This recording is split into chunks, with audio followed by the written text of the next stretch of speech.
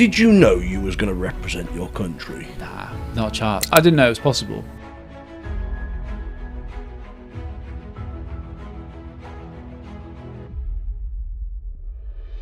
Do you ever look back and be proud, by the way? Of some things, yeah. Yeah? Yeah, I think you're always going to have regrets. Whatever Yeah. happens, there's always things that I wish I'd have done earlier, or decisions I made that were like, you just cocked it up by being an idiot or being arrogant or ignorant or whatever. So there's lots of that, but there's cool things in there.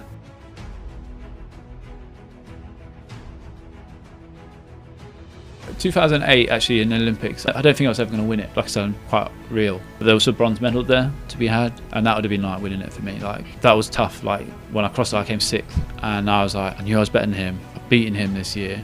And it was just about people knowing how to perform on that day. I'd never done that. I'd never been in that level where I'd had to run so hard to make the final. And the mindset that those guys had, they were more prepared for it. There was simple stuff like going to the call room. So in the call room, before you go out into competition, you're all 8 of you guys who are in the race, are in the small little kind of pen. Gets to the semi-final, gets a little bit quiet. The final was dead silent. I didn't know how to handle it. I wish I'd have had that more experience going into that situation first, because then I think I'd have come out, I'd have been in that call room probably making a bit of noise. You can't just sit there in silence. No. If that's not who you are as a person, go talk to an official, even though they're Chinese and they don't speak any English, go talk to them, you know what I mean? And I learned that later in life. First championships I won was in 2014, so quite a few years later. And I was in the call room, and there's a guy called Harry Akins-Ariti. We grew up together, we're both from the same area, and he's sitting in another pen, and we started doing the Wolf of Wall Street, the beating the chest. Yeah. And all the other guys in my race were looking at me like, fuck. And me and Harry just laughing, and I was like, I've got the race, I've done it. Well, I won the race. I wasn't actually the best guy in that race either, but like I was best prepared. I knew like the target was on me to kind of go and deliver now. This is your opportunity.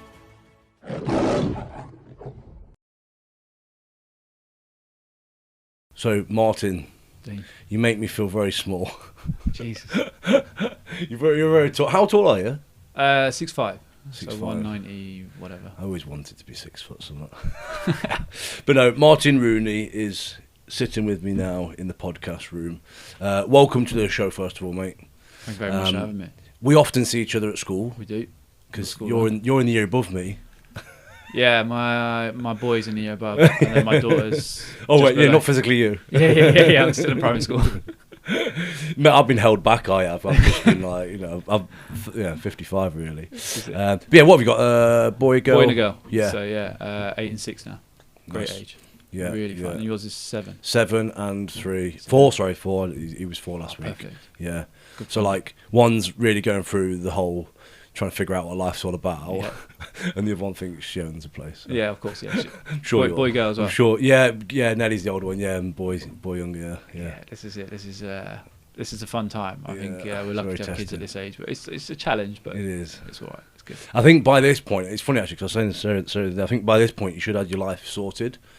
So that you can focus on them, but it's a bit like, fuck, I don't know what I'm doing, let alone what are you doing. Yeah, I don't know. The world keeps changing it. We just got to keep up. That's the way I look at it. Yeah. And they're going to keep changing, and we got to adapt to them, but also like and hope they adapt to us a bit. Yeah, and pretend we know what we're doing. Yeah, this is it. And just go, we've done this before. Just carry on because we know what we're doing. So, Martyn, just tell everybody, anyone that doesn't know who you are and what you did/do. So. I was a track athlete, a 400-metre runner. I represented Great Britain every championships that I could, from 18 years old until 34 years old. So I had a very long athletics career. It's not, how old are you now? I'm 36. 36 now, yeah. Yeah, so I had a really long career. Like, very fortunate with an athletics. Athletics is normally kind of maybe 6-7 years, but to go as long as I did was a big thing. I think it was probably just stubbornness that got me that far. But anyway, I represented GB at the Olympics, World Champs, Commonwealth Games for England, and European Championships. Picked up some medals along the way. Fortunate to get an Olympic medal, quite a few relay world medals, and some European gold medals. So it's kind of lucky to have such a good, fruitful career within a sport that is demanding and challenging and time-consuming and all that. So I was very lucky. You're trying to be quite humble by saying fortunate to have got a medal. You fucking worked for that, mate. I enjoyed that. That's what I suppose we're talking about in a bit. But like, it's hard, and I enjoyed that side of it. So. Yeah. Obviously, I've not done anything of your direction and sort of stuff, but yeah, I've got a lot of questions to ask you, because I find it very interesting on that side of things. So let's do the honours of the present for the podcast. We have a ritual where we do a present, so we remember you. I've got two things. So I'll start with the book. So this is Winners by Alistair Campbell. Like Alistair Campbell, probably more known as the spin doctor for Tony Blair. But he basically was like, how do people win stuff? What makes them so good? What traits do they have? And I read this book towards middle end of my career, and it was massive for me. And I thought that would be kind of a good thing. It's touches on like business people, athletes, politicians, people just successful in life, and what are the traits that they had, and then what there's commonalities between all of them. So I thought that was really cool. Amazing. Let me just show the camera. Are you actually giving me this book? Yeah. You can get them elsewhere, right? Yeah, no. I don't want to, like, if it's one of them ones that I'm not a book reader, so if it's one of the ones that you don't. No. Camera. Take your time reading out. Read bits of it. It's class. That's for people that was on YouTube. No, amazing. It's a big old book as well. So I kind of, as an athlete, I've now transitioned to I retired in 2021, and I'm now at the point where I'm involved in looking after squads, so kind of taking the coaching role and stuff, but without being a full-time coach. Yeah.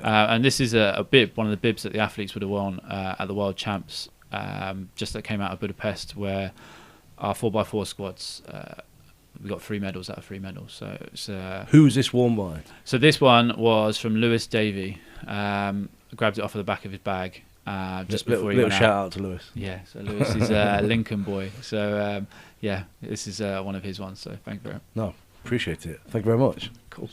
And we'll definitely keep that. We don't want to lose that. What does Lewis do? Lewis is a 400 metre runner. He ran in the mixed relay and in the 4x4. So he picked up 2 medals. He got a silver in the mixed relay and a bronze in the men's 4x4. So he's come away from his first World Championships with 2 medals. He's very fortunate. Wow. Is that quite rare, would you say? Yeah, I suppose in your first World Champs and stuff, I think the level that he is and the way he's progressing, that's a big deal for him to get to that level. Yeah, we'll keep an eye out on him then. Yeah. But I appreciate it, man, and that will go on the wall of the. We are growing slowly on the wall. Nice, very cool. It's better than just having the condom on the wall, which the original present, because everyone was like, why is there a condom on the wall? The pants are great. The pants are Josh Maley's, yeah. I don't think he washed them as well. I'll have a sniff later. Yeah, we'll have to see what's in it.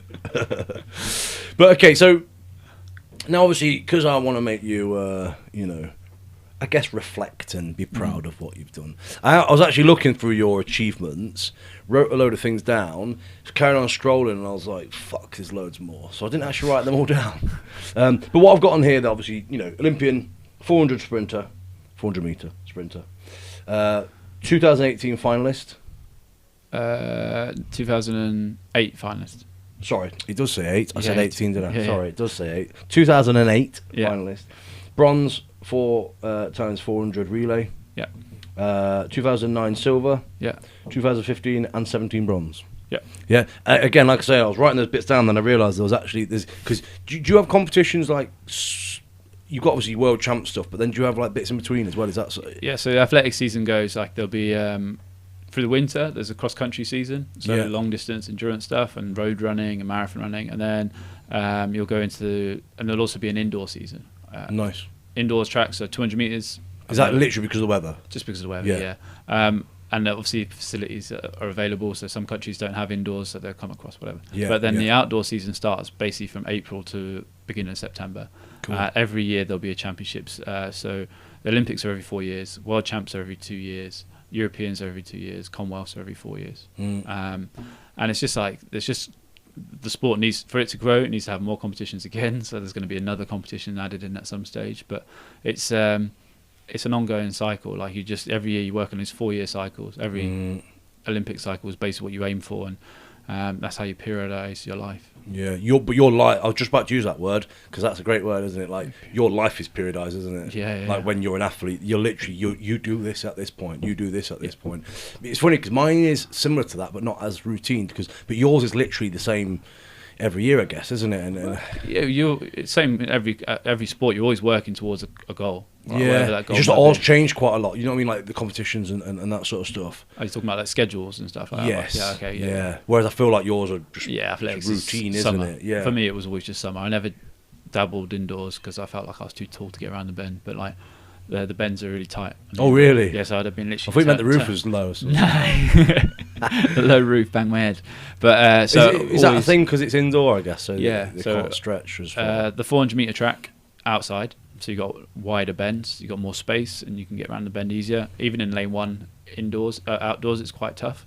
So when you go indoors, it goes to a 200-meter track, and you have to change how you run. It's suited to shorter, quicker guys, basically. It's interesting. I wouldn't even. Yeah, and it's like it's one of those things with athletics. Like it's you try to make it like you make it available to everybody, and different types of body sizes and stuff, and the opportunities that it can provide. So indoors does offer a lot for. I do find it very interesting, and I'm sure you will actually, because you're now stepping into the coach world.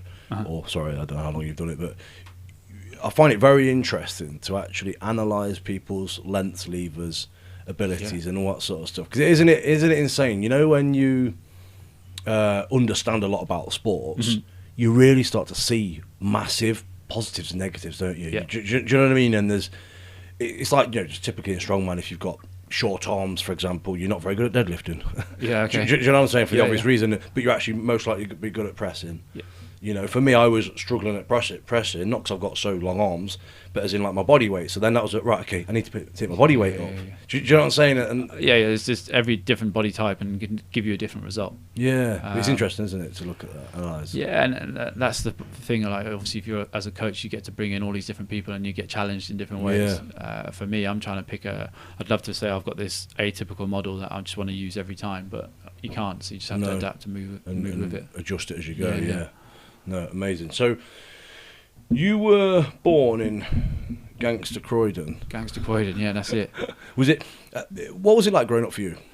For me, I suppose it's normal. It's where you are. Like South London is it's a melting pot of cultures, and it can be exciting. It's busy. It can be dangerous. It can be like it just depends where you place yourself. You know, I went to good schools. I went to a local school, primary school, St James the Great, and it was just great. Like well supported, good family kind of feel to it. And then I moved to a school in secondary school. Went to a school called John Fisher School, which is a big Catholic school in about 45 minutes away from my parents' house.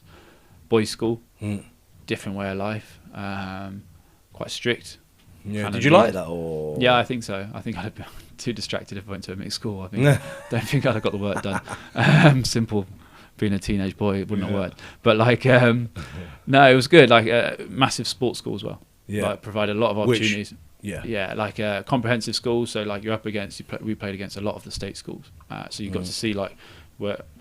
I don't think you ever realise when you're in Croydon, you don't realise where you're at as a kid until you move away from it. And when I used to see these other schools, we used to play against Eton, we used to play against like Windsor and schools like that, and you're like, oh, this is how the other half lives. This is a different world. Yeah. Like, and there's money everywhere, right? Croydon's very affluent in some parts, and it's very poor in other parts. So you don't really, it's normal life. But when you go and see these other schools, and you go to their facilities, and you speak to them and how they speak and how they greet you and stuff, you're like, wow, like. This is a different world. This is different. So, John Fisher was a great school. I was very fortunate to go there. But yeah, just Thornton Heath. Thornton Heath is where I grew up. CR7. It's kind of, I suppose, it's more famous for like Stormzy and people like that now. Oh, is that their area? Yeah, of course it is, isn't it? Yeah. Yeah. Do you listen to Stormzy then? I did a lot when I was young. Like I just that type UK garage and stuff as a kid. Did you know any of them lot? Because randomly some people do, don't they? Like where they go, oh yeah, well I went to school with him, and now like Jesus Christ, he's nah, I'm not that cool, man. I actually know a guy. He was around here. What did he do? He ran a print shop, and randomly he went to school with Skepta or something. I was like, okay, you know that random like. That'd be cool. This is Skepta. It's like, but at school he was just like some badass boy who just wanted to rap and not listen to people. It's like, well, that's why he probably got so far. Like one of the athletes I grew up with, he was Dizzy Rascal was his best mate. Really? Basically, so like his godson and all that kind of stuff. But, like, still speak to him? They're very close. Yeah, I've like obviously never met the guy or anything, but Dizzy Rascal to me when I was Oh man, 14, Dizzy Rascal's 15 like years old. the bollocks, isn't he? Like, yeah. Well, I learned like Jezebel comes on. I was like, I learned about women. I went to a boys' school, right? So you're not exposed to it as much, and I was like, oh wow, this is a different world. So no, it was as I said, Croydon it's mad. It's a cool place. I was down at the weekend to see my family, and I don't know if I can live there anymore now that I live in Loughborough. It's it's different, isn't it? Yeah, pace is different. But that it doesn't matter where you are, does it? That changes anyway because you just adapt, don't you? Yeah, 100%. So, do you think your school started you off in your sport sort of side of things then? Because you said it was sport focused, you know? Yeah, I suppose even my primary school, I was very fortunate. I had a teacher there, and she was an ex-international athlete. I was just competitive. I'm child number 2 of 4, and I've got an older sister I was really competitive with. I've got a family where physically fit people. My dad was a farmer. My mum's like quite active person, and I think just having that around you all the time, it was kind of being in a situation where sport was an option. Survival. Yeah, I want to be the best. Yeah, I wanted to be the best. I'm massive. Were you the best in the family? At sport, yeah. Yeah, definitely. So you still got that attitude. Yeah, but like they're better than me in other things. I've got an older sister who's she's got better work ethic, I think. Like she 16 years old, had a job straight away. She was out like every Saturday, Sunday she'd be working. And I've got a youngest brother who's he's probably the most rounded of all of us. I've got a brother with severe physical and learning difficulties. Who kind of, for us, it was kind of like we could see like how lucky we were just to be functional people, you know, be able to live normal lives. So you kind of have all that in one family. You kind of get to you have to excel at something. Basically. Yeah, it's good to see that you have the dynamics within your family, isn't it? Though I wasn't fortunate enough to have that. Okay, it was very, very like, you know, the way our family was very I don't know, I guess one way. Do you know what I'm saying? Like you've obviously got quite different, you know, variables within your family, which is good because then you can all bring each other together and work on, you know, your weaknesses as such. But so your brother's severely ill. So I've got I've got older sister, 2 younger brothers, and my other middle brother. I'm the middle. He's another middle. He has a Kleefscher syndrome, which is it's a chromosome defect where he has physical and learning difficulties. So he's 30. How old am I? So he's 34 now. Big, strong, physical, like me, but broader. Yeah. But then obviously like without the mind, I suppose, to communicate properly. Or still, he's in residential care and he lives somewhat like a decent life and stuff. And he gets out, sees my family quite regularly. So it's but yeah, it was with the syndrome. It's like he was a very happy, young, bubbly kid. And then it's just. I was just about to say, did he develop or is? Yeah, he went. He was very fortunate. So like at 18 years old, we all left. Like we all went away, like either to university or to move away. And he moved to a residential school. And I think at that stage with the syndrome, his behaviour changed as well, and it became kind of deteriorated basically. But so as a youth, then was he pretty pretty active like you guys or? No, he wasn't active like us, but he could. Like he was in a position where we could go for a walk and stuff like that. It wasn't an issue.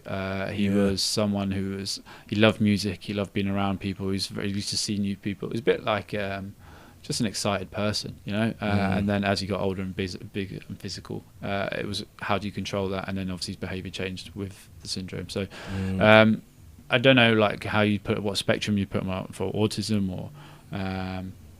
I don't know enough about it, but like for what we've seen of him and how he's developed, it's kind of like his life is tough. And when you see that from you, like even I said he was a happy, fun kid. We saw every day like hospital visits. He spent most of his early life in hospital, and then you see my parents having to deal with that on a regular basis. So we kind of realised how fortunate we all were, probably. Much earlier than most people would do. Yeah. Like how old would you have been when a lot of that would have? Very young. So he's only like how many? I'm born in 87. He was born in 90. So like 3 years old. I suppose as a young kid, you realise. I remember spending a lot more time with. So my aunts and uncles would spend a lot more time in our house. Is that to help care? And yeah, so my mum would be in the hospital a Yeah. lot of the time. So as a young kid, I don't remember being 3 years old too much. No, but I no. remember being like visiting the hospital a lot and going and seeing like this children's hospital where my mum and my brother were at. So yeah, it was very like I said, it's what you're used to. You're a kid. You just adapt. No. Just deal with And it, do you know think- what? It's insane, isn't it? And I know you'll connect with me on this because you have children and all that sort of stuff. Isn't it crazy when you think about that? That's just normal. Yeah. And then you think, well, then you think you don't want to put your child through that now. Do you know what I'm trying to say? Isn't it such a... Yeah. Do you know what I'm trying to say? You want to protect them from all them things, but actually it's like, no, because that's normal, that's life, and that's what happens. And yeah, I've got a big worry about our kids now, in the sense of like, you heard that thing of like strong, hard times, make hard. Yeah. And I always think like, my parents worked fucking hard for me to have the life that I had, and I feel like now my kids are kind of benefiting from that, and I'm like, well, how do we make their lives hard without making it hard? I don't want to make it harder than it is already. Yeah. But how do we challenge them? How do we push them and stuff? And I think my kids are in a situation where they have everything they ever need. Yeah. We're not rich or anything, but they've got everything they'll ever need, and hopefully they'll develop from that and be in a good position when they're older. Yeah. I don't know if you've seen a couple of weeks ago, but Nelly had an eye operation. So, okay, no. So she had a I don't, it's not called a lazy eye, it's called something else. But basically, it's what we would know as a lazy eye. So, but she only had it every so often. It wasn't like all the time. Yeah. So if you met her, you wouldn't have known. Well, you won't now because it's straighter. Yeah. But do you know what I mean? So you wouldn't have known if you'd seen her. But then later on in the day, it just travels a little bit. Okay. So she had an operation, and just because it's obviously one of my most recent things, but that situation was so fucking traumatic for me. Yeah, I suppose. Do you know what I mean? And it's one of the things, isn't it, where you try and you question yourself, don't you, of everything that you've put your children through, and do you know what I'm trying to say? And it's hard, isn't it? Because like, I just wanted to make that better, but you can't. Yeah, and the thing is, like, kids will adapt quicker. Yeah. It's us, like, do you It's remember us when that- they got yeah. their first inoculations as babies or an infant, and they'll be crying and bawling, and you're like, oh, why am I doing this? But you're doing it for their good. Yeah. That's when. But we're probably more traumatized than them, and then the day later they're like, "Oh, this is fine." Forgot about that. We're probably enjoying getting a bit spoiled. Yeah, exactly. Yeah, because everyone's like fussing them. Yeah, it's mad, isn't it? I always think about those things though, because obviously, like, we try and do the best, but actually, the best is putting them through it. Yeah, because it's life. It's going to happen, and it's That's like, it. but you just don't want to quite put them through the stuff you don't. I don't know. Yeah, well, like, okay. Do you want your kids to go out with like? So I don't know if I want my kids to be in a position where it can't just walk home safely. No, of Do you know what course. I mean? Yeah. I don't know. Like, Loughborough is, it's nice for that. Like, we're fortunate where we are. Yeah. And it's an easy place to be. It's pretty safe. Gets a bit busy, but it ain't too bad. You know what I mean? Yeah. It's like, I always think we're lucky. But you also want to equip them, don't you, for that. Yeah. Alternative. Yeah. It's. Yeah. That's why. You'd rather be a warrior in a garden than a gardener in a war. Yeah. I like that. Yeah. That's cool. I like that. Yeah. But I think that's why Sarah tells me to stop letting Leo punch me. I always get. I'm like, I just want to make sure he can look after himself. Like, it's like, Can he handle himself? But then sometimes when he smashes his like grandma in the face, it's not not the as same. funny then, is it? Yeah. Did you fight nursery? Yeah, well, yeah. No, he doesn't fight a nursery actually, but yeah. So you sort of like growing up then, did you know you was going to represent your country? Nah, not a chance. I thought it was going to be a footballer. If you told yourself years ago you're going to do it, what would you say? You'd be like, I didn't know it was possible. Do you know what I mean? I did know it was possible. Like, I had a cousin who played football for Republic of Ireland at age group level and did all the age group stuff. So I knew that you could represent your country. I just, in athletics, it was just like, nah, it's just miles away. I thought I was going to be a footballer, obviously, because every I did. 8-year-old thinks they're going to be a footballer. I was.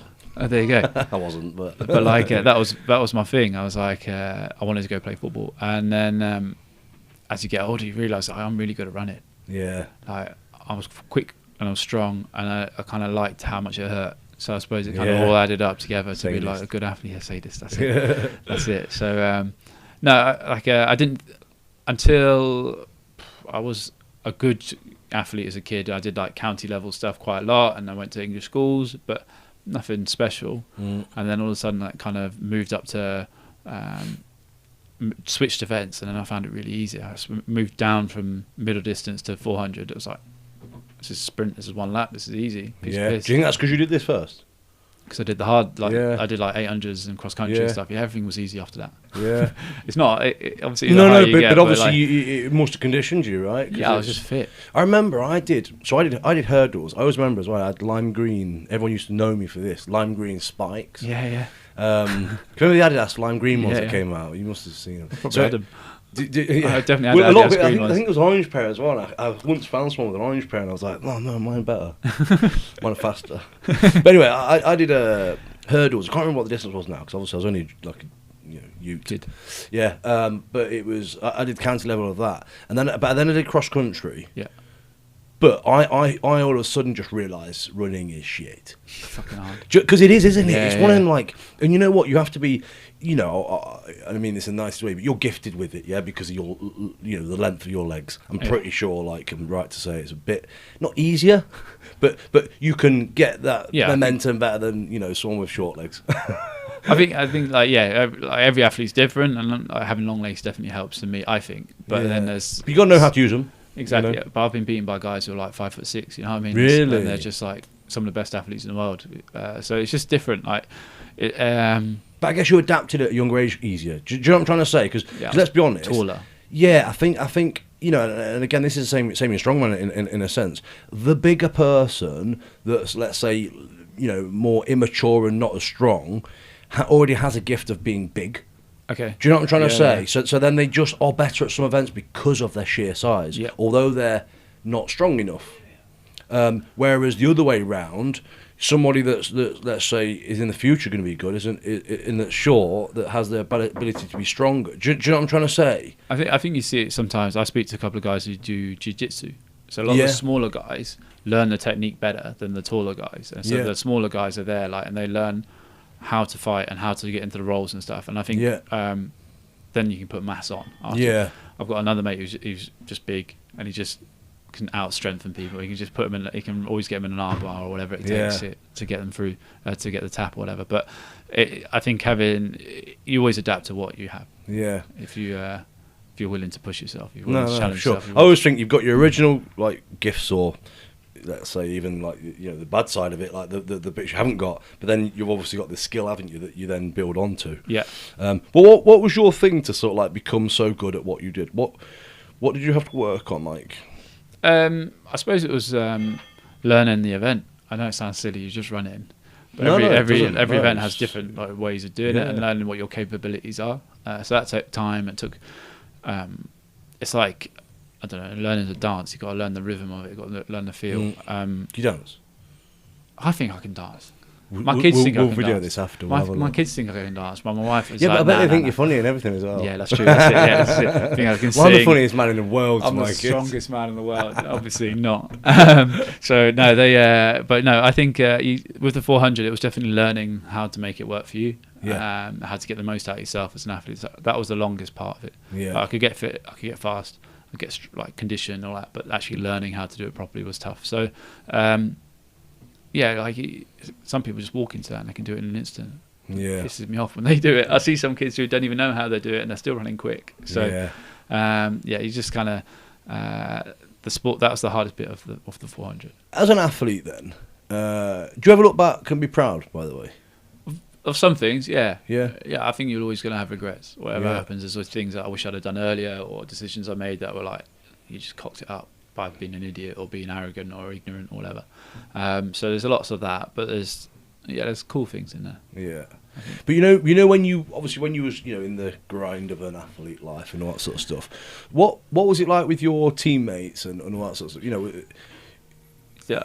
Athletics is an individual sport. At the end of the day, you've got your team, but for the events, for you to be good at the events, you need people to work with. Simple as that. Like, you can't do it on your own. You can't. I've done the whole training on my own thing. Absolutely ruined myself. So you need people there to kind of keep an eye on you, socialise. Is that a coach, do you mean, or just generally a team, team around definitely you? Having a coach, definitely having training partners. I think those are the two main things. If you can get those two things, we can build the rest around that. I was a funded athlete, so I had access to strength and conditioning, physio, medical, all that kind of stuff. Yeah. What does it take to be funded? Is that how good you are? Without So sounding too if harsh? you're, yeah, pretty much like UK Sport, they with the National Lottery provide the funding Yeah. for athletes, and to get onto that level, you have to hit certain criterias. Yeah. The performance matrix it's called, and like if you hit certain bits, and that satisfies the selectors, then yeah, you get selected. Yeah. It's kind of coming up next week. Was it like good looking, 6 foot something? Pretty much, yeah. This is all. It's nothing So to do you with were like performance. straight in. This is it. Performance was not important at all. No, it's like now it's become. There's no real like nuance to it. Yeah. It's kind of literally like if you hit these numbers and you've ticked all these boxes, cool, you're in. But in the Yeah. past, there was a bit more like, oh, I believe this guy could do right. Yeah, yeah. So, but I guess now there's just so many more good people, isn't there? Like, and it's like you have to just hit this criteria to even be looked at, right? yeah, and I think like as an athlete, you should always be honest with yourself. You should know what level you're at. Yeah. Some people like believe in it. Like to me, I don't think you should have. I think you should be positive and push yourself, but I don't think you should ever think. I think you should be real first and foremost, like, and honest. Like I was a good athlete. I was very good nationally. I was good at European level, but at world level, I was kind of like I was solid. There's better people, and I think that's where with funding and stuff like that, you should know beforehand. Yeah. It's never a surprise. Like I didn't hit the criteria, so I'm not going to get selected for funding, and it's not the be and end all. It's nice to have it. Great system to be a It part doesn't of. mean you can't do it, does it? Like There's so many success stories of people who have never been funded or never been supported, and they've gone on to do amazing things. So it's just it's there to help, and if you use it properly, it's an amazing tool. But if you don't have it, then you don't. It's not going to stop you from being a great athlete. Yeah. Did you ever get gold for one events?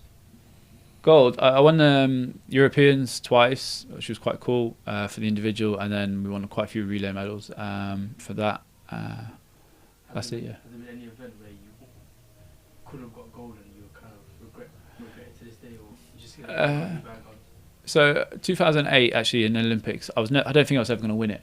And I was, like I said, I'm quite real about things, but there was a bronze medal there to be had, and that would have been like winning it for me, like to be Because that was you. Olympic That was you Games. doing the best you could. Yeah. Yeah, and I think that was tough. Like when I crossed, I came sixth, and I was like, I knew I was better than him. I've beaten him this year, and it was just about like it was On the day. people knowing how to perform on that day. I'd never done that. I'd never been in that level where I'd had to Yeah. run so hard to make the final, and the mindset that those guys had, they were more prepared for it. So when I went in there, I was just like, there was simple stuff like going to the call room. So in the call room, before you go out into competition, you're all 8 of you guys who are in the race, are in this small little kind of pen. And from the heats, there's 6 or 7 races. So there's a noise, there's a buzz. It gets to the semi-final, gets a little bit quiet. The final was dead silent. Really? I didn't know how to handle it. Yeah. And I wish I'd have had that more experience going into that situation first, because then I think I'd have come out, I'd have been in that call room, probably making a bit of noise, taking the What piss out of room people. did you say it is? It's a call room. Call. So it's like Is it call, C-A-L-L. Got you. Right. So to be called out. Yeah, exactly. Sorry, Yeah. I thought you said cool, and I was cool thinking. room. No, I was thinking that's cool. What? So they put you in a cool room first, Yeah, so yeah, you're just nice and chilled. I've just completely made something up. But yeah. No. So look, the chilled cool room would have been much better. But no, you're in this room, and I realised later on in my life, you can't just sit there in silence. No. If that's not who you are as a No. person, go talk to an official, even though they're Chinese and they don't speak any English. Go talk to them. You know what I mean? And I learned that later in life. Only my first championships I won was in 2014, so quite a few years later. And I was in the call room, and there's a guy called Harry Akins-Ariti, who's a big, muscly 100-meter boy. We grew up together. We're both from the same area, and he's sitting in another pen, and it's a bit more open this time. And we started doing the Wolf of Wall Street, the beating the chest. Yeah. And all the other guys in my race were looking at me like, what the fuck? And me and Harry just laughing, and I was like, I've got the race, I've done it. Yeah. I've won the race here. Like I wasn't. And what happened that day? Well, I won the race. But I wasn't actually the best guy in that race either. But like I was best prepared. I knew like the target was on me to kind of go and deliver. Now this is your opportunity. Yeah. But just being in that bit with this guy, me and Harry were just like vibing. It was just. Yeah, it was cool. Do you know what you just said there? I get off on this stuff. Yeah. So, Careful now. yeah, no. Let me sit down. So, right. So, what you're talking about there is literally golden stuff for any competition. Any sport. Any sport, yeah, any circumstance. You know what? Even work. Even fucking trying to pull a girl in a club. Yeah, yeah. Do you know what I'm trying to say, though? Yeah. Yeah? You sit in the corner like, oh my God, no one fancies me. I mean, that's not really a thing nowadays. You just go on internet, don't you? Yeah, something like that. You just swipe, I think, or whatever. But yeah, do you know what I'm saying? And it's like, you know, whatever circumstance you want to put yourself in. And I've been in both circumstances like that. Mm. So I came from powerlifting, Yeah. where everyone was headphones on, grunting at each other, this, that, and the other. And I went into strongman, that person, and I mean, I did all right anyway because I was just fucking, you know, focused on what I was doing. Yeah. But I realised quite quickly that wasn't the best way for me to be. I do this thing, and it marries into what you're saying there. I always teach my athletes like an emotional wave system throughout the day, right? Obviously, strongman's quite different to your sport, but I'm sure there could be a version that you know that you do for yourself as well. And I always say, have some time where you're listening to an emotional song that makes you, you know, quite not upset emotional, but it connects with you. Yeah. Yeah, because that's an important part for a lot of people because it's connecting with that like real self and remembering that you're alive. Do you know what I'm saying? Then you have a song that fires you up before you go out. Mm. Yeah, it could be I don't know, a song. I tend to do one of the songs that I constantly put on in the gym when I'm doing my max lift and stuff like that, because then it reminds you of that fucking yes, I did it at that time, I'm going to do it again. And then I also have put periods throughout the thing where I'm just having banter with people. Okay, yeah. Right?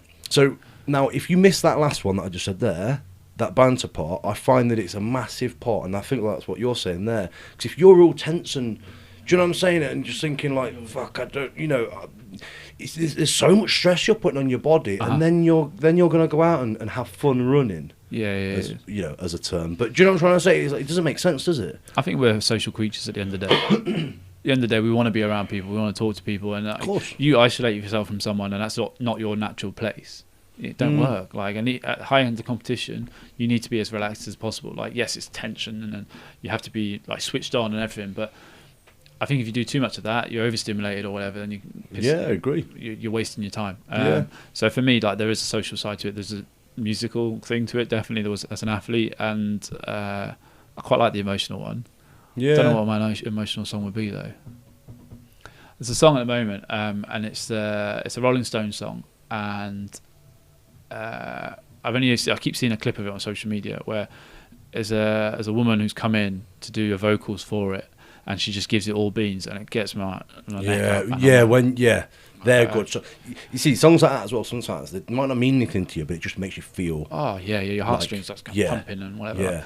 I know "Toxicity" by System of a Down would be my. Yes. Yeah. Well, I used to do cleans in the gym, and I couldn't take my time. I had to get it done as quick as possible. So I might listen to the songs back to back twice, but I'd get all my cleans done in that bit. Within that time, yeah. Yeah, and like people just knew if I was in the athletics gym, a high pack gym. Don't talk to me. Well, no, they'd come in and scream and shout or whatever. I didn't mind. I wanted that, but like they knew that I was just doing. It was only for 2 songs. Yeah. They didn't like the songs. Fine. There's only 2 songs. So get through it. Yeah. But like, yeah, that would be my It's everyone's different though. Like no, they are. I've seen finding it, isn't it? I find it so funny when you do find athletes who have like the similar music taste. And you look at them and go, you would never have put that song next to that person. But as well, it might mean something completely different to them. Exactly. Yeah. Like the emotional thing that it brings out. Yeah. So I had a song that when I don't tend to listen to it now just because things have moved on, I guess. But a song that reminded me of the army all the time. It used to be a pretty shit time, is what I'll say, in the army. And I used to be like, it used to remind me of that, but it reminds me that I'm here now.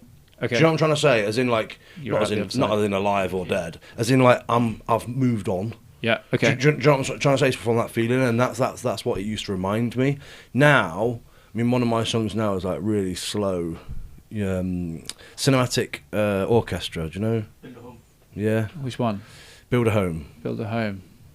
It's a really slow song, but it's, if I'm honest, it's when I don't want to feel like a girl upset even saying it. But no, Sarah went through like a really shit time coming out of her last job. Okay. I kind of feel emotional. Oh, this is it. She felt like really had a shit time coming out of her last job, and never thought she could do what she does now. Okay. And then she, now she's absolutely fucking outside of it. I'm gonna stop there because I feel like I'm getting a bit. Well, this is it—the power of emotion and why it's important to people and why it's important to expose yourself to it and stuff. And so it's a good thing to have. Yeah, but it's one of those things, isn't it? 'Cause it's like you have to touch down to those things to remind yourself that you are human, you are alive, you are also in control of what you can do. Do you know what I mean? Because that's that. Yeah, like being human is massively important to like anyone. If you have a normal job, if you're in sport or whatever it might be, I've seen it. Like if you don't let people be their human selves, they don't perform, they don't excel, and they don't like. You have to go through those. If you go through the ups and downs, you ride that high, enjoy that high, but okay, cool, you got to switch back off to, like, if you've got another race coming up, whatever, leave that in the past, but enjoy that human emotion. If you have a shit time, you have to go through that sorrow or whatever it might be, and then realize, like, fuck, I need to come back and do better. Yeah. And I think we've done it for years where you have to be a robot.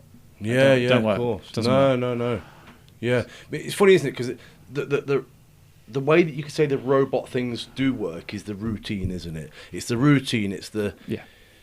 You know, I guess to a degree the mindset of what you have to do what you do, but at the same time you have to connect on your level, don't you, to be successful doing that? Yeah, like routines are essential, that's the robot thing that you can do. Yeah.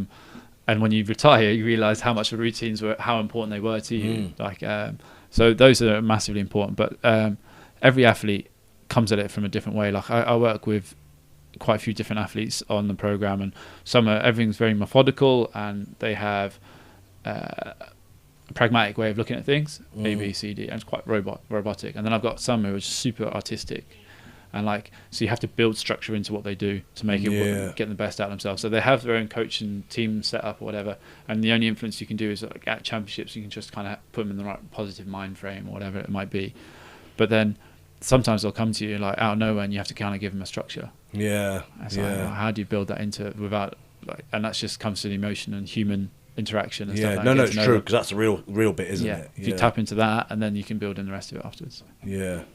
So, did you have any points in your career where you was, like down and negative? Do you know what I'm trying to say? Did you have a downward spiral? You must have had something of a sort. I think 2017. So in 2016, I won the European Championships the second time. I went to the Olympics. And I fucked it up at the Olympics. There was no hiding from that. In my interview afterwards, I ran like a dick doing the BBC interview. I was like, did they air that? Well, yeah, because it was just like live, but I had to apologise, and I was like, well, I'm pretty sure it's like 1 o'clock in the morning in the UK. So if any kids are watching that, what's your problem? What's the problem? Anyway, so we went to. So I got knocked out in the heats. What did you do there to mess up when you say that? It's complete arrogance. This is what I talked about earlier, like regrets or whatever. I'd won the Europeans. I was in amazing shape. I was running silly times in training, and I was ready to go for the Olympics. And I was already thinking about semi-final. I wasn't thinking that I'm in the heats at the Olympics. This moment, there's no hiding place at the Olympics. Like the heats are hard, and I was like, I'm already thinking about semi-final. So by the time I got to 200 meters into the race, I'm like, oh shit! Like literally, I could see the guys too far ahead. I was like, really? So it's only 400 meters.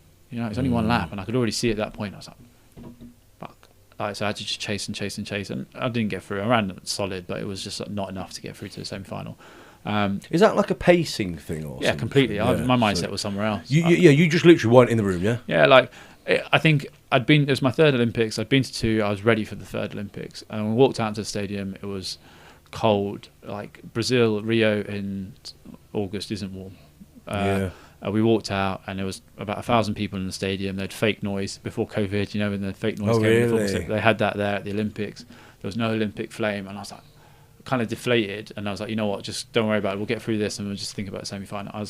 That's how my mindset had changed and where I was. And if I'd have just stayed focused on what this job was at hand, and not worried about anything else going on around the room, kind of thing, around the stadium, I'd have been fine. So that was a regret. Does that do you revisit that moment, feeling, and all that sort of stuff? Bits of it. I think the problem was after the individual, not getting through the individual, you beat yourself up a bit, went through that human emotion, and I was like, all right, I've got a relay to go and do. I'm a part of a team. I've got other people to represent. Every time I ran in a relay, it was never about what I was doing. It's about who I was with and who I was doing it for. So I was doing it for Great Britain. I was doing it for my team. I was doing it for the other lads in the squad. And we went out and we won our heat, but then we got DQ'd for a disqualification within the relay, and it was basically for someone their toe had tapped the line when they're not meant to tap the line. The rule's gone now; it's completely changed. But what happened was Brazil. I still to this day say it was complete balls up, because We got DQ'd. Brazil got moved up place, and they made it to the final. And I was like, well, nah, fuck, it stunk. Yeah. I went through all the media. I said this is corrupt, blah blah blah. No, you shouldn't have said that, but I lost the plot as well. So we'd won our heat. We'd run amazingly well. The boys everybody raised their game. It was, you see it as a coach when someone not only applies themselves 100% to what they do, but they excel. Like I knew what I could do. I knew my job. I knew I could do it well. But when I saw the other guys who went past that point, I was like, this was amazing. I was buzzing, and then to get that kick in the nuts, like DQ. It was one of those moments where we only found out when we've gone through a couple of interviews, and then found out we got DQ'd. If I was still on the track, I'd have lied on the track. I'd have laid down on the track until they got us reinstated. I would not have cared. I would have lost all dignity. I lost my dignity ages ago. I like this side of you, because I thought you was real calm. And Yeah, no. I was like pure, like the high I was on, and for us to get DQ'd, I couldn't believe it. yeah. And I'd have rolled with it. I'd have been like, I'd have fought anyone. I'd have got myself DQ'd if we got the guys in the final. You know what I mean? I'd have, whatever it took. So I was a bit, I was left off with that. But then, like, going into the next winter of training, I was in such a deflated place. Really? Even though we had, like, I said earlier, we work in 4-year cycles. So you just finished a 4-year cycle and you've come away with it. Yeah, I'd won the Europeans, but the Olympics is what I wanted. I wanted to go plus it's the last bit, isn't it? You've sort of not forgot about the other one, but it's further away, isn't it? Yeah, the journey to make the Olympics was amazing. It was tough. It was really hard. I'd had a really poor season and turned it around at the right time. So go to the Olympics and come away with nothing. And like, we had a home World Championships in London the next summer, and I just couldn't get motivated for it. Even though I knew I was going to be competing in a home crowd in a really nice athletic stadium, not a great football stadium, but a great athletic stadium. And it was kind of like, just every session, like I was just putting it in, but it wasn't the same. The love for it had gone. So, Obviously, in a short, why did that happen? Is it literally deflation from the time before? I think like post-Olympic blues is a term that I've heard. People talk about it. But it's like a competition for us, like every competition. If you work so hard towards something and then you come out the other side, what's the purpose? It's like a lot of comedians get, don't they, when they come off stage and they say they get like quite depressed. And Lee Evans was a really bad sufferer from it, wasn't he? Yeah, manic. Do you know? Obviously, that must have also been something within him as well. But he suffered from that a lot, didn't he? Where it's like literally like you're on this buzz and then all of a sudden you've just got nothing. Yeah, he rode that high. He was a sweaty guy as well when he I mean, the energy. You could probably lose like 10 stone at the time. That's it. I don't know if I'm wrong or not. Correct me if I'm wrong, but you're firing up everything, and I guess you're deflating. Yeah, but you're mentally, physically, everything. It's just. You're gonna come down. Yeah, like, and once you get to that point as well, you realise what all the stuff that you've done to get to that point. So the good stuff and the bad stuff, the stuff that you kind of neglected, like family, friends, whatever, and then you come away with nothing. That's tough. That's the big negative way. Now you've got kids and stuff. Like, if I go away for a competition now as like a team manager or coach, whatever, and the guys don't deliver, I'm pissed. Not because of the athlete's performance, it's because I'm away from my kids. I'm away from my family. Of course. So, it's crazy because as well, trying to help you on this because it's nice to also hear from other people. You shouldn't feel like that, obviously, but I also know why you do. As in, like, because your family don't think that, and that's actually just you, isn't it? Thinking that whole like you've let them down in a way. Like I think you just feel like you want to be. I want to be around my kids all the time. No, now, as an athlete, when they were very young, I spent a lot of time away. I was still doing my training camps and still doing stuff away. So a lot of pressure on my wife to step up, and she was amazing. She was like, and she still is amazing. Like, so, so like she's changed. We're kind of in a situation now where like we're both away a bit. Like, so she's an athletics full-time coach in pole vault, and so she's away as well. So we're kind of trying. That's why we both feel a bit like, we want to spend more time at home. We do. We just, we do enjoy our time at home, and we've kind of been a bit selfish now. We're kind of blocking everybody else out because we want to spend time with our kids. So, but it's that balance, isn't it? So, but no, it's funny how like you just kind of go through those motions, ride those waves, and how you come out the other side of it is entirely down to me now. Is what I've got coming up. What's the next goal? What's the next thing I'm looking to do? The next focus point. And I think in 2017 I really needed a big goal, and I didn't have it. So What would you say, like, as a piece of advice to someone if they're in that? Because let's be honest, they could put this into any part of their, it could be any part of anyone's life. If they're in that deflated moment where they've got things to do but they're just not, do you know what I mean, fired up to do it, what would be your advice? Do you know what I'm saying? Because how do you get out of that hole?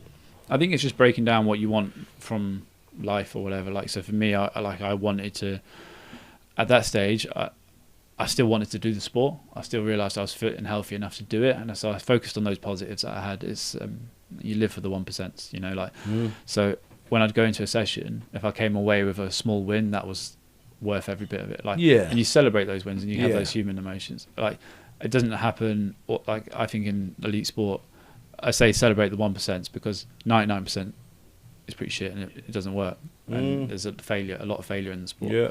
Whereas that 1%, you kind of got to ride that and enjoy that. Yeah, moment. But celebrating the wins is so big, isn't it? Like, it really is. Yeah, I think people try to walk it off like that's casual. Yeah. Me and Sarah are going to watch something at the cinema tonight as a celebration. Nice. Random as it is. She's finished one of her projects yesterday, so I was like, right, we're nice. going. I don't like the cinema, if I'm honest. Okay, but still. But it's time together, It's just like, right. It. But again, they're them little things, aren't they? Like, that is for that. Do you know what I mean? Like, I always think it's important to celebrate something and go, this is for this reason or whatever it is. This is it, like going away and working to get these jobs, higher up jobs. I want a van.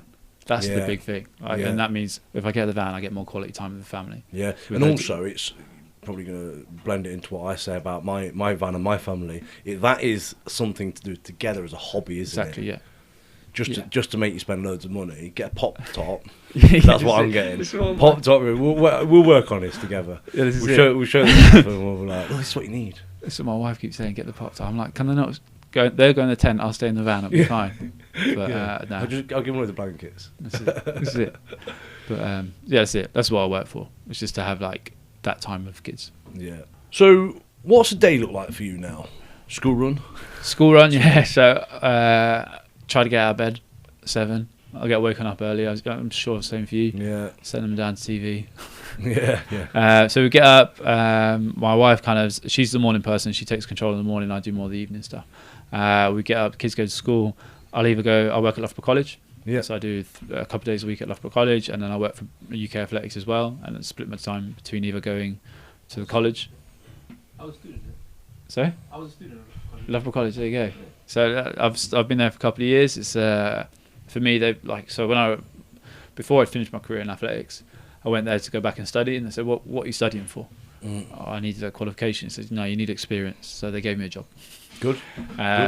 Very easy, but educated me through it. Like, gave me all the opportunities to learn and stuff. And obviously for them, it's good to have elite athletes coming through and being part of their staff, especially in sport.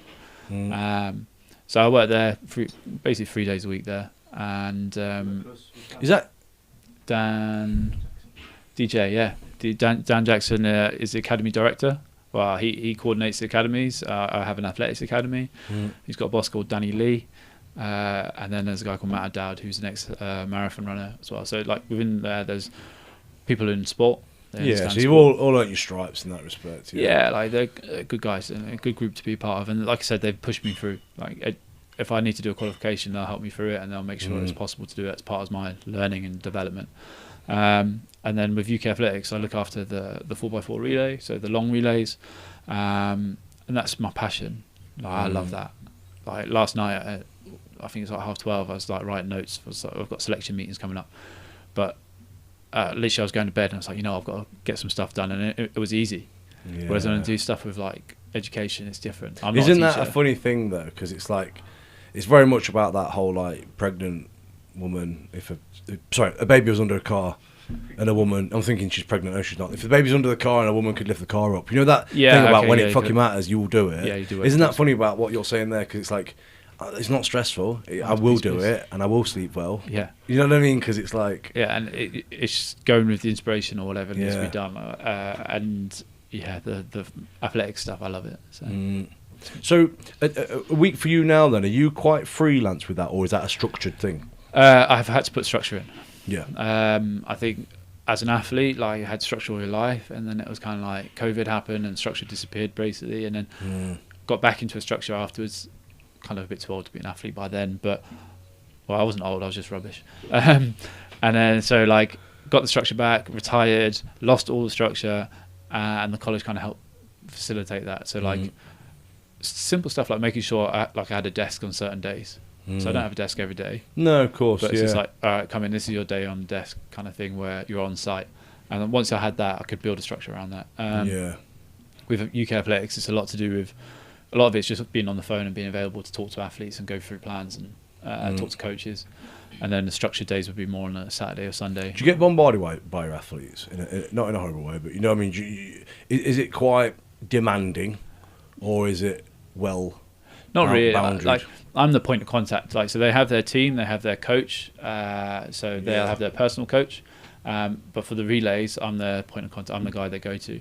Right, so they're not necessarily leaning on you 100% all the time. No. So I'm lucky in that sense. Like I see it with my wife and her coaching group, and like she'll get messages. Like, so it's putting like limits on when people can contact you, and she's had to learn that. Yeah. So she has a thing where it's like she won't reply to a message after 8 o'clock or something like that. Yeah. And it's important that, isn't it? Well, it's just leaving it at the door as much as you can. Like if you take, as a coach, you must get it a lot where it's just sessions gone badly, like you take that home and you have to switch off and learn that. And that's where, as a relationship, we're learning that as well. Like I said earlier, if the championships or meet doesn't go well, like it's kind of, you feel bad and you take it, bring it home rather than you just leave it at the door and kind of move on from it. That's important. Yeah, but it's managing it, isn't it, so that you don't feel like you're constantly in that grind and then you lose the passion eventually. Exactly, yeah. But like the structure is basically around school hours, isn't it? Yeah, For me, it's like 9 till 3. Yeah, trying to make that as busy as possible, and then after that, it's just on kids' duty. It's hard, isn't it? Something I want to ask you is the drug side of things. Okay. So, how many different drugs did you take? How long's the list? No, but you know, like. Drugs is one of those things, isn't it, right? In any sport, that's... I mean, obviously, in strongman, it's allowed. There is no cheating because it's allowed. There is no, whatever. I mean, if anything, in bodybuilding and strongman, the sort of the secondary part to it and the thing that needs to be more aware of is how healthy you are. Yeah. And you don't go, do you know what I mean, too crazy... Okay. Taking too many. All right. Okay. Yeah. Do you know what I'm trying to say? So the restrictions are more to there to protect the athlete from themselves. Yeah, and actually, that's why strongman shows do blood pressures. They do. Okay. Do you know what I mean? Which is good. Yeah. At the end of the day, they're like, look, they take stuff, so we'll look after them as much as we're able to. Okay. But yeah, with your sort of side of things, because obviously it's always a thing. Is that we were talking earlier on about Jimmy Warhead that when he got accused, there's that initial thing, isn't it, where it's like the athlete is wrong. Yeah. And it's like, hold on a minute, they might not be. But then at the same time, it's hard, isn't it? Because you can't be saying they're always right, but you also can't be saying they're always wrong. Because you have to support the athlete, but at the same time, it's like, but you're bringing the big bad word into our... It's true, isn't it? It's bringing sport into disrepute. So athletics follows the WADA code. We have the anti-doping list. It's you have your banned list. Athletics... I think it takes a lot of pride in the sense that it tests probably more than any other sport. Like recently, the World Championships at AIU, which is the Athlete Integrity Unit, put a statement out basically saying like, we are actually out there trying to catch people, we're trying to test people, we're trying to do it. Whereas you look at other sports, Olympic sports, professional sports, where they might test 1 or 2 people in a team and do them every time. Whereas in athletics, they go everywhere. And they're looked at as a force, aren't they? Like, we are coming to get you. Yeah, like it's there to coming out from a health point of view and an ethical point of view. They're just trying to clamp it down, and I think that's come from the world governing body, World Athletics. They're like, we want to be, for us to rebuild our image. Like, it's no hiding from the fact that athletics has had a bad image in the past, but athletics in its glory days or whatever was probably dirtier than it's ever been. Like, you look at the athletes there, like, we had British athletes beating the dirty Germans and the dirty Russians and the Americans who were all juiced up, but we were winning. So how do we do that? So I think we had, there's a history there. And I think as a generation now is probably, I'd say, as an athlete who was tested regularly, as an athlete who was constantly aware of and well educated on what we were allowed to take, what we weren't allowed to take, had all the opportunities for information, I think we're in a better era now. But is it as entertaining? I don't know. It's a tough one, isn't it? Because the thing is, it's right to not take things because it's not allowed. But at the same time, if people were to take performance enhancing drugs, it would obviously change the sport. Yeah. but it would also bring more. You know what I mean? Like, I don't want to say more impressive because that's taking it off the people, but more impressive in what they're able to reach on drugs. Yeah, that would be crazy. I think like when you look at the men's shot put when the guy's throwing 23 meters with a 7 kilo weight, it's mad.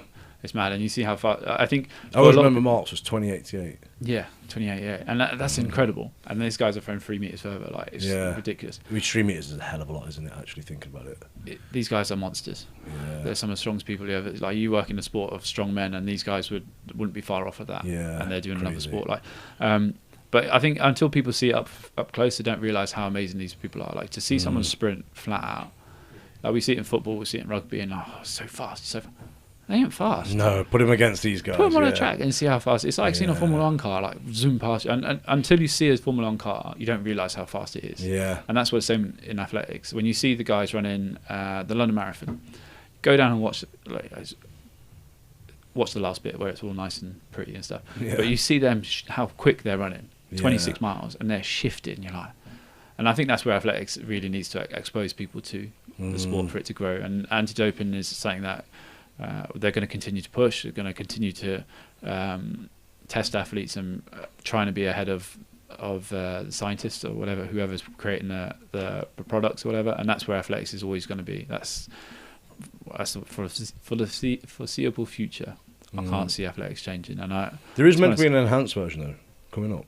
I did see this, on social media. I did see it, enhanced games or something. Yeah, so my blood man, he was literally last week.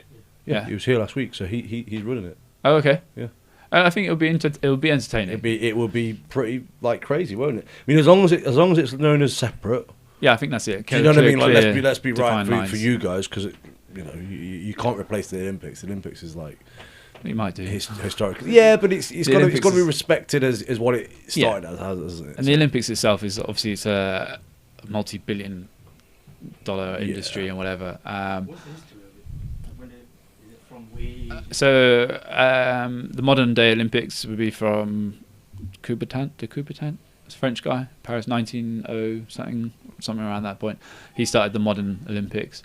And every year the Olympics is getting bigger. Like I said, they're adding more sports. So every games they add more sports, but then they're taking other sports away as well. So sports that like aren't generating interest. I think what we'll see more is esports, Commonwealth Games. Yeah. There's no host for the Commonwealth Games at the moment, which is kind of scary. But athletics and esports were the only two guaranteed sports, as far as I was aware. Like cycling, swimming, all those were kind of optional sports basically. Really? Whereas esports was in there now as a thing, and it's just crazy how it's all changed and what's going on. And the IOC it's all about money, so it's brought in climbing and it's brought in BMX and stuff like that, which are entertaining. No, they are, but it's quite different, isn't it? Yeah. I'd assume boxing is. Yeah, it's the sport. The course there are core sports, but. Like I said, whatever's generating the most interest. And well, they tried to bring powerlifting in, didn't they? They did. Did they bring it in and take it out? I feel like did it feature at least once, or at least they said it was going to, then they pulled it out. I think they might have like exhibition stuff within the Olympics now. I think that's like if you can bring in a sport that kind of exposes it and it builds it, then they can test it out, see whether it's a viable thing for them to make money from, basically. Yeah. And I feel like. Yeah, athletics as a sport needs to keep developing and changing and move into its market. So simple stuff like we have a mixed relay in the 4x4 now. So 2 guys, 2 girls, completely changed as a whole kind of like it's a story. The story has changed slightly and it's different entertainment value from it.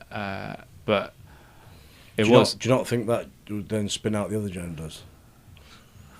Do you know what I mean? Like what would it be next? No, I think athletics has been very strict on what it said, and I feel like it's needed to be said. That it was like we have a male event, no, we have a protected women's event, and then we have an open category in the men's. So talking about gender equality. And stuff like that. And I think that's the right way to do it. So women can go in the men's. Sorry. So trans athletes, if they choose to do athletics, they can free to compete in the men's. Yeah, got you. Because obviously the other way around is. Yeah, they can't compete against. Yeah, that's why they call it protected women. Yeah, got you. So that's it. Yeah. So it's equal opportunities. I guess that's not common for trans people to go to. I think what we've seen in the NCAA is that trans athletes will try to compete in women's sport. And that's kind of we have to protect those opportunities for women to do sport. At well, that guy did it, didn't he? Olympic lifter. New Zealand. I can't remember. I remember it went viral. She. Well, that's it, isn't it? Yeah. So was it? So She. yeah. She He transitioned to she. to a she. Yeah, and then she competes in the women's Yeah. and came second. something like that. Yeah. Yeah. I saw there was a Canadian weightlifting coach who basically he transitioned for a competition, broke all the world records, or whatever, and then Yeah. transitioned back. Yeah. Just to show like this shouldn't happen. There should be something to protect. One, the opportunity for women to compete in sport. They fought so hard for them to have Yeah. equal opportunity. One, to make a living. Two, I think female athletes are probably more marketable than male athletes within athletics. Yeah. Male athletes competing against football, rugby, strongman. Lewis Bing, Yeah. you know Lewis, made a hell of a lot more money being a lifter, powerlifting and deadlift record was much bigger than him throwing well in the shot put. He could have Yeah. been world champion in shot. He's never going to do what he did in the No. throw.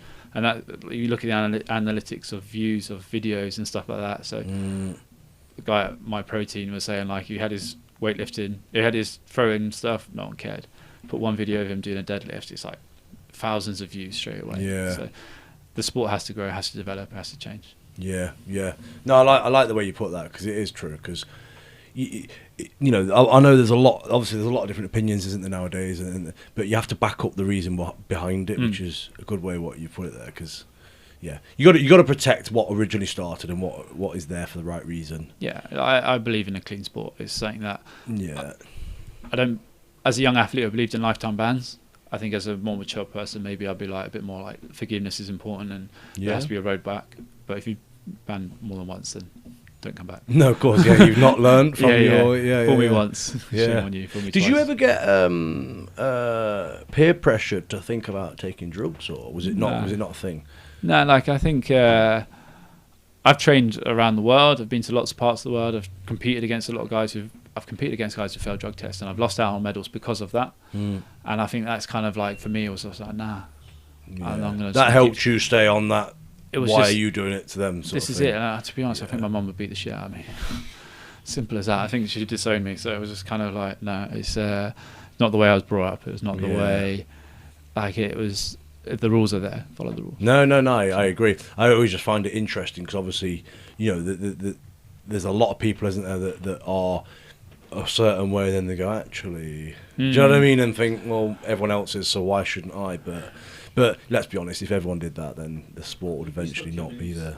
So a lot of people don't stick to the beliefs, they end up transitioning. Yeah, transition to a different part of the world. Like different events as well have different ways of doing it. Like I think if you look at athletics as a whole, like it covers so many different ranges of people and body size and body shapes and strengths and skills that are needed. So yeah, if you're a thrower, you're a shot putter, you're trying to shift 7 kilos or whatever it is, like, you're going to need a lot more power than you an endurance runner. And how do you get about that? How do you train it? How is there a shortcut? And I think you talked to Josh the other day, and he went through like, well, there's 100 things you should do first before you even consider that.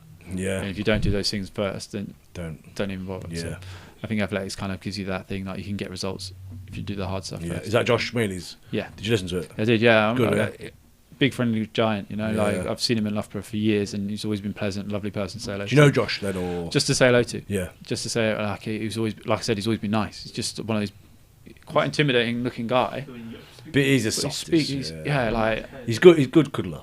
I haven't got that close to him. Cuddle. But no, Not spoon, just normal cuddle. I mean, I bet he's a good spooner. Anyway. yeah, probably, yeah, fine. Find out. I mean, Try we've not to got his find out. pants up there anyway. So. But no, thanks for coming on the show. It has been a pleasure. And, you know, it's funny because I've obviously known you for quite some time, but it's nice to actually, you know, sit and spend some time with you. And also learn about, you know, about where you've been and everything. And I'm very proud to call you a friend. Cheers, Dean. And you have represented our country in a very good manner that we'll always remember. Thank you very much, Dean. Cheers for your time. Where can people see you, follow you, and all that sort of stuff? Socials, I suppose, like Twitter or X, whatever it's called now. Just at Martyn Rooney. Yeah, Elon Musk changed it to X. Oh shit! It's not I'm not off. a Twitter man, so I did not know. What? It's just called X. Yeah, As in the letter X. Yeah, that's it. Just X. Why? What's that mean? Next Monday, X. One of these kids has got some kind of funky name, but he's got a lot of kids, isn't he? So, Shit, I didn't know that. Okay, Yeah. I'll research that. and then Instagram. But like, to be honest, I'm trying to slowly get away from it now. Yeah. It's not my business anymore. As an athlete, it's massively No, important. yeah, And yeah. promoting a business is huge. But for me right now, it's kind of slowly moving away from it. Family man, camper van, That's it. coaching your athletes. This is it. Be in the shadows. Be Yeah, happy. yeah. Well, you're definitely a big shadow to me anyway. But mate, thank you very much. It's been a pleasure. Thank you very much for your time, mate. Appreciate that. Cheers, man.